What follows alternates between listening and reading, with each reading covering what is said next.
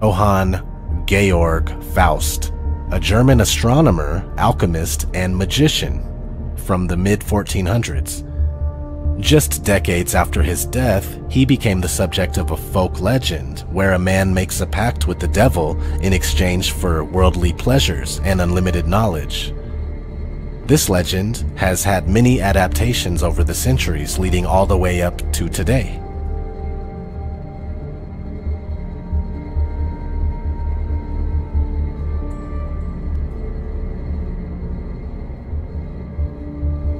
In fact, there is a 1994 Faust movie by Jan Zvankmajer. On the cover for the movie, the Faust character is using his hand to cover up one of his eyes. Very interesting, right? Being that we constantly see this among famous people, Hollywood icons.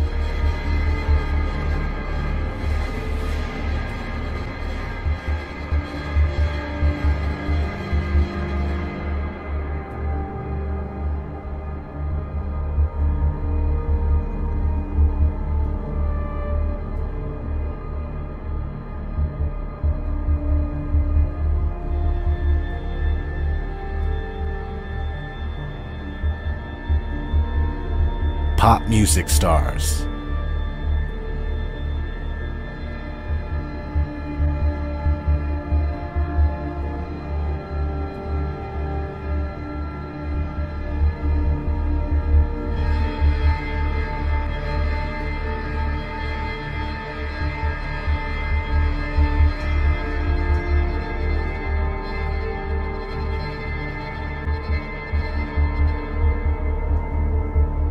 Movie covers,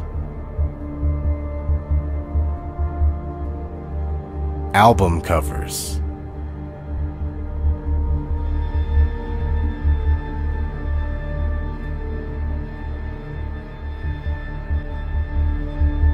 and the list goes on and on. I could easily make a 5-hour video with how much of this stuff you can find. I'll admit it sounds funny, and it seems completely ridiculous and unreal, but it's exactly like the man said on American Satan. The best place to keep a secret is right in front of someone. So we have the 1994 Faust cover with the guy covering one eye, and the story is about selling your soul. Let's listen to some words straight from the celebrities themselves.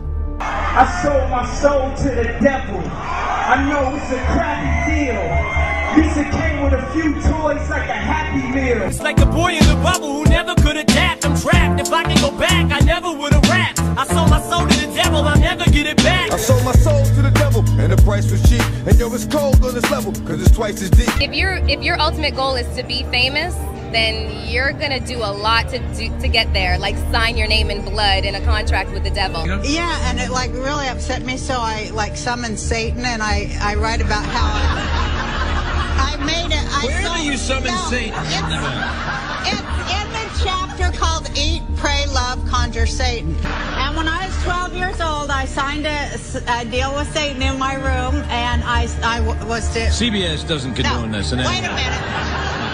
Because I wanted to get famous no matter what. Now, I'm not here trying to tell you that these people were face to face with the devil, shaking his hand or something like that, but this all really is satanic. It's all about materialism, wealth, and living a life full of earthly pleasures while neglecting spiritual wealth and well-being. For what is a man profited if he shall gain the whole world and lose his own soul? Or what shall a man give in exchange for his soul?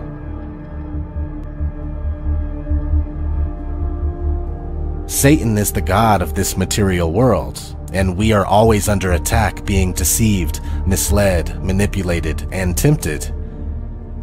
This is why people celebrate Christmas, and we exchange material on Christmas, and spend money. It's all about the one eye. This is why people that sold their soul for fame and fortune cover one eye. And this is why we have an all-seeing eye on the back of the most circulated currency in the world with the phrase, "In God we trust." It's not the God you were thinking of growing up. But like I was saying, forget about a red devil with horns, as that is only a symbol of the darkness that tries to influence people from a different plane of existence. Let's listen to some of the words from an interview with rapper DMX. And then I remember one day coming from the studio at 6 o'clock in the morning and pulling over on the highway. We like 4 cars, you know, just to watch the sunrise. And it was at that point that I fell in love with Arizona. I said, you know what, this has to be God's country. You know, because I'd never seen anything as beautiful as that sunrise. Then I met the devil in God's country. You know, and it's not so much who, it's what, you know, what happens and the things that the devil does. It's not so much a person, even though he acts through people. You know, you can't call one person the devil. Joe Arpaio? You know, you can't call any one person the devil. You can't do that because no one person has enough power to be the devil. So you see, that gives us a little bit of insight right there, you know? The people you deal with, they're all influenced. It's all influence. For we wrestle not against flesh and blood, but against principalities, against powers, against the rulers of darkness of this world, against spiritual wickedness in high places.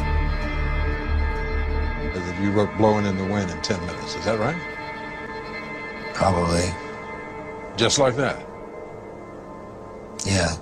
Where did it come from? It came from, it was like, right out of that wellspring of creativity, I would think, you know. That wellspring of creativity has sustained Bob Dylan for more than 4 decades and produced 500 songs and more than 40 albums. You ever look at music that you've written and look back at it and say, whoa, that surprised me? I used to. I don't do that anymore.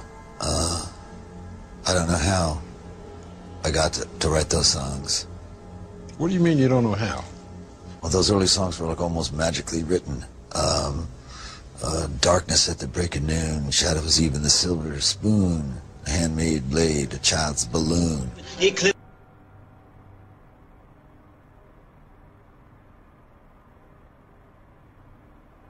This Dylan classic, It's All Right, Ma, was written in... Try to sit down and write something like that. There's a magic to that, and it's not Siegfried and Roy kind of magic. You know, it's a different kind of a penetrating magic. And you know, I did it. I did it at one time. You don't think you can do it today? Does that disappoint you? Well, you can't do something forever, and I did it once, and I can do other things now, but I can't do that. As you probably know, Rolling Stone magazine just named your song, Like a Rolling Stone, the #1 song of all time. 12 of your songs are in their list of the top 500. That must be good to have as part of your legacy. Well, maybe this week, but you know, on the lists, they change names, and, you know, quite frequently. Really, I don't really pay much attention to that. But it's a pat on the back, huh? This week it is. But, you know, who's to say how long that's going to last? Well, it's lasted a long time for you. I mean, you're still out here doing these songs, you know, you're still on tour. I do, but I don't take it for granted. Why do you still do it? Why are you still out here? Well, it goes back to the destiny thing. I mean, I made a bargain with it, you know, a long time ago, and I'm holding up my end. What was your bargain? To get where I am now. Should I ask who you made the bargain with? with you know, with the chief commander.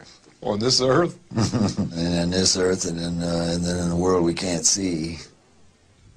Bob Dylan has been nominated this year for the Nobel Prize in Literature for his songwriting. His new book has been a bestseller for the past 7 weeks. It was published by Simon & Schuster, which is owned by Viacom, the parent company of CBS.